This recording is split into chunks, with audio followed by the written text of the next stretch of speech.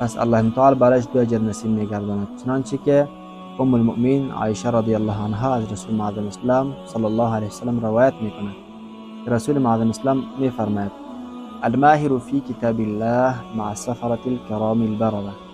شخص ماهر به کتاب الله سبحانه و تعالی در صف فرشتگان و کاتبان وحی قرار میگیرد. یعنی شخصی که قرآن کریم را با تجوید بسیار با مهارت تلاوت میکند.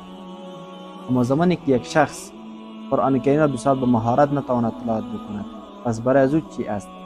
رسول معظم اسلام میفرماید والذی یقرأ القرآن و یتتعتع فیه و هو علیه شاق له اجران متفق علیه. شخصی که قرآن کریم را با مشقت و سختی تلاوت بکند برایش 2 اجر است.